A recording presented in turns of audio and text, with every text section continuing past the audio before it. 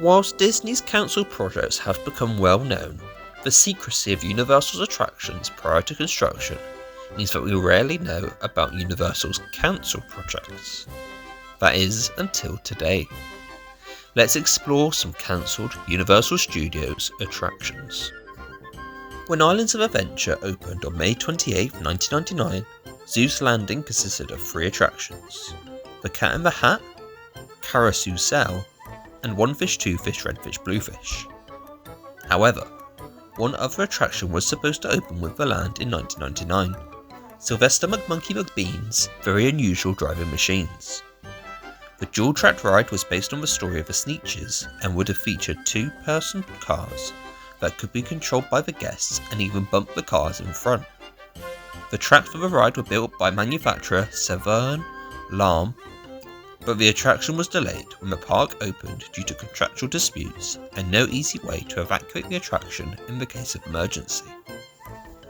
The ride was initially postponed to 2000, then 2001, as indicated by a sign outside the ride, before it was delayed indefinitely when the company went bankrupt, with any props created for the attraction being put into storage.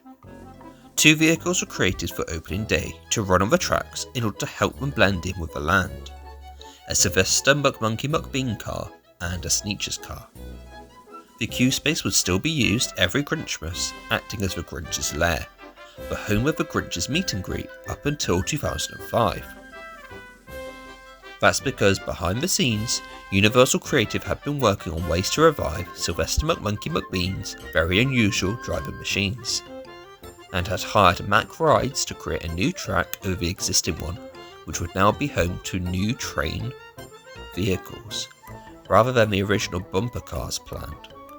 On June 22nd, 2006, the High in the Sky Zeus Trolley Train Ride opened for guests, the first new ride at the park since 2000, also loosely themed to the Sneetches, so that the already created props could be used. Finally, the Zeus Landing tracks had a real purpose. Remaining in Islands of Adventure, the Lost Continents expansion plot at the edge of Merlinwood was set to be home to the park's next new attraction in the mid-2000s. Following the success of Stephen Sommers' The Mummy films, Universal was expecting his 2004 film Van Helsing to follow suit, so they were planning on building a Van Helsing themed attraction in the Lost Continent, featuring the Universal classic monsters and a Kukuram ride system. After Van Helsing failed at the box office, the ride was scrapped. However, elements of this would be revived later. A Kukuram attraction found inside of a castle became the skeleton for what was to become Harry Potter and the Forbidden Journey, which opened in 2010, and later Monsters Unchained: The Frankenstein's Experiment at Epic Universe in 2025. So whilst Van Helsing theming didn't work out, the classic Monsters Kukuram Dark Ride did end up getting built at a Universal park. Speaking of Dark Universe at Epic Universe, the other attraction in the land is the Curse of a Werewolf, a spinning roller coaster. However, initial concept art for Epic Universe reveals that this was not the original plan. Initially, a large amphitheatre was going to be built where the werewolf roller coaster is to this day. While exact details about the show are unknown, it is known that it would have been a monster-themed stunt show featuring water, so it could have potentially been a creature from the Black Lagoon show.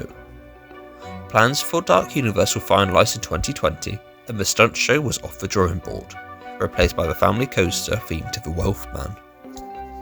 Another attraction cut from Epic Universe does explain one of the park's biggest mysteries: why is the main attraction of a Paris-themed Wizarding World set in 1990s UK? Well, originally the land was going to be called the Wizarding World of Harry Potter Ministries of Magic. The second ride of the park was to be located in the south portion of the land, which currently doesn't have much to do aside from some wand interactions. The second ride was to be themed to the Parisian Ministry of Magic, and be a VR broomstick attraction. The ride system was also considered to replace the Fear Factor stage next to Diagon Alley at one point. However, the combination of the rapid dislike for VR attractions at theme parks and the rapid decline in interest in the Fantastic Beasts franchise caused this second attraction to be scrapped from the final park. The space for a second ride does still exist in Epic Universe, so we may see an expansion to the Wizarding World at Epic Universe in the near future. So there we have some of the cancelled Universal Studios attractions that never made it to the park. Would you have liked to experience any of these attractions, or are you glad that they were cancelled? Let me know in the comments down below. Thank you very much for watching. Please like and subscribe, and leave a comment down below on what you want to see next on the Distory channel.